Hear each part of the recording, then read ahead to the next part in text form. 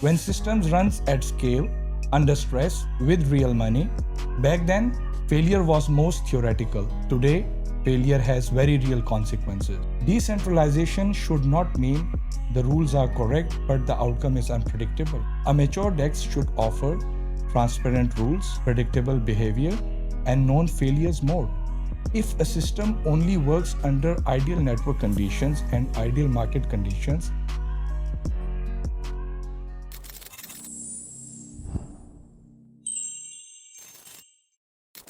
Welcome to the Hard Truth in Crypto with Universe Pro.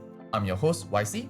This is a podcast about conversations on the uncomfortable truth behind crypto system.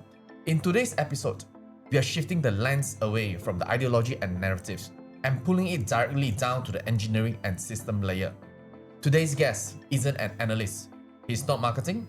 He's someone who actually has to live with the consequences of a system in production. He's the CTO of Universe Pro and one of the long-time core developer in the Solana ecosystem. Anthony, welcome to the show. thanks YZ. Glad to be here, especially in a space where it's okay to speak honestly. You've been deep in Solana ecosystem for years now, really on the front line. So I'm curious, from a personal perspective, what feels like the biggest change in the industry compared to when you first entered it? The industry looks much more mature now, but underneath, the real problems are actually more concentrated and more visible. Early on, people were mostly exploring what was possible. Now we are dealing with what actually happens. When systems runs at scale, under stress, with real money, back then, failure was most theoretical. Today, failure has very real consequences. Speaking about consequences, I have to ask a slightly personal question. So, you've been in the Solana system for years. I'm guessing you have helped some SOL along the way. With the recent drawdown, were there moments where even engineers feel the pain? Of course, I've held Sol, and of course, I've lived through volatility. But I think the biggest difference between engineers and pure traders is this. We are used to thinking in cycles. If you are contributing to a system, price movement is just one signal. It's not the conclusion. Volatility is part of the process, not the final verdict. I think that distinction is really important because for a lot of people entering crypto today, the first thing they encounter is price. Not architecture, not design, not constraint, but for someone like you who's writing code at the base layer, your focus is obviously very different. And that's why I want to frame today's topic this way. You're not watching this industry from the sideline. You're someone who is accountable every day for the system stability, performance, and what's happened when things break. So let's start from an engineering point of view. If you have to describe the current state of the blockchain industry in one sentence, technically speaking, how would you put it? If I had to put it in one sentence, I'd say this. This is an industry trying to run production systems while still thinking in prototype mode. A lot of systems looks like they are live, they are deployed, money is moving through them, but by engineering standards, many of them are still operating at a demo level. For example, a lot of systems never clearly define things like what happens next, which component degrade under extreme market conditions. When some things break, does the system gracefully degrade or does it just lose control entirely? In traditional financial systems, those questions have to be answered before launch. In crypto, the attitude is often, let's get it running first. The problem is when you are running a system that holds real asset and real risk, getting it running usually means pushing the cost of testing onto the users. That's why I don't think this industry lacks smart people. What it lacks is an engineering mindset that treats system as a long-term infrastructure. That analogy really lands. From the outside, people often assume that once the system is live, once the money is flowing through, it must already mature. But listening to you, a lot of these systems sounds more like an unfinished experiment where real user become the test environment. And that probably explains why this industry keeps repeating the same type of failure. So let me push you further. From the perspective of someone who actually writes system and is accountable for their consequences, what's the biggest technical self-deception in the blockchain industry right now? What are the problems that people privately understand but consistently avoid talking about? The biggest self-deception is this: using decentralization as an excuse for bad engineering. When systems are slow, laggy, or have a poor UX, the immediate response is often, that's the cost of decentralization. From an engineering perspective, that's not a cost, it's a design choice. Decentralization doesn't mean you get to ignore concurrency. It doesn't mean you can ignore failure modes.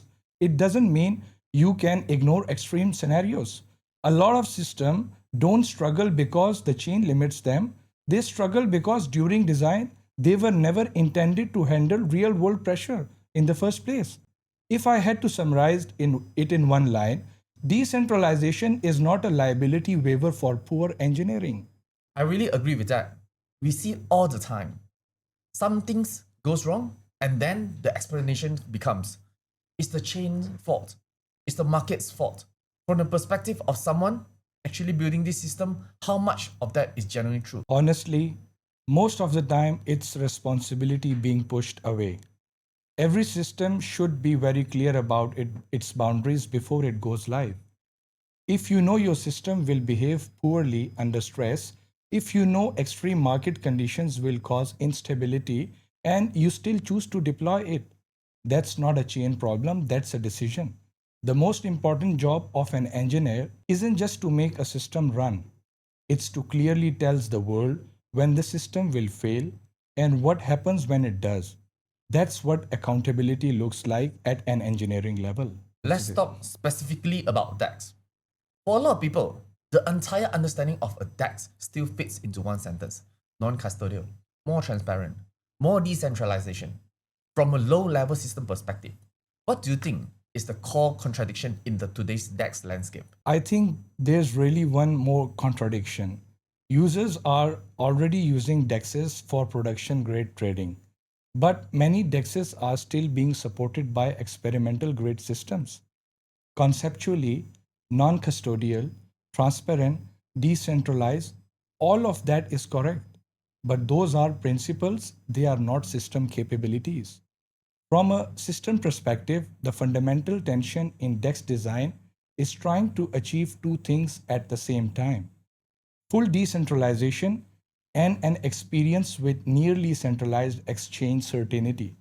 The engineering complexity in the middle is massively underestimated. A lot of DEXs are designed around an assumption like this: as long as the rules are public, as long as an assets are custodied, users will accept slower execution and lower stability. But real trading doesn't work that way. That's why I don't think the problem is that decentralization is too hard. The problem is that many systems were never prepared to take responsibility for real trading. Decentralization should not mean the rules are correct but the outcome is unpredictable. A mature DEX should offer transparent rules, predictable behavior, and known failures mode. If a system only works under ideal network conditions and ideal market conditions, that's not a trading system, it's a technical demo. Let me push this a bit more directly. Over the years, we have seen so many so-called DAX. Some rise quickly and disappear just as fast. Others never technically rug, but users' capital is slowly consumed by the structure. So, from the perspective of a low-level system engineer, what kind of problem in today's DAX space are getting dangerously close to a scam territory, but are still being packaged as a normal behavior? There's one thing that needs to be made very clear. Not every problem is a rug, but many failures are design failures. In the DEX world, there are several extremely dangerous structures that are constantly being rationalized. The first is this: engineering failures disguised as market risk, systems that distort under extreme volatility, liquidation logic that breaks down, oracle delay that create abnormal pricing. These are engineering problems. But the explanation you usually hear is, that's how on-chain trading works. Users should understand the risk. From an engineering perspective, that explanation is almost offensive because what it really says is, I know this will break and I have chosen not to fix it.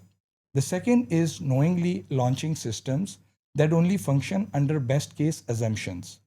If you know a system will harm users under worst case conditions and you still deploy it, then regardless of intent, the outcome for users is the same. For me, complexity itself isn't the problem. Using complexity to responsibility is. Many DEXs didn't collapse because they were scammed. They collapsed because they were engineered to fail. Let's switch gears. We are going into a quick fire of Q&A round. I'm looking for industry truth only, no filters. You ready? Let's do it. Okay. Why do so many DEX ultimately fail? Because many DEXs are designed to launch, not to survive. That's brutally honest. So let me push further. Are a lot of DEXs today basically scams? Not necessarily scams, but many of them are systems that were designed to fail safely for the builders, not for the users. Has decentralization been mythologized? Decentralization isn't the problem. What gets abused is the phrase, "This is decentralized, you are on your own." What's the biggest mistake regular users make? They treat uncertainty as a normal experience. In a trading system, uncertainty isn't an experience, it's a risk. Give me one sentence. What's the biggest problem in crypto right now? Users are conducting real trades on systems that are still experimental. Real money is running through experimental system. That's painfully accurate. If you look back at the 2018 ICO era, a lot of projects are still even in 2026, stuck at the slide deck stage. So, why does the narrative always beat engineering in this industry? Because narrative can create hopes in week. Engineerings take a year to deliver certainty. But the market is trained to reward speed. So you can end up with systems that are prepared for the next marketing moment, not for the worst case scenario. That's not innovation, that's sprinting. And trading systems has never been sprint events. That was extremely technical. Okay, let's lighten up things a bit and talk about what community really wants to know. Simple question. Are we in a bull market? I'll answer directly. No. What we are seeing is capital running, but systems aren't ready yet.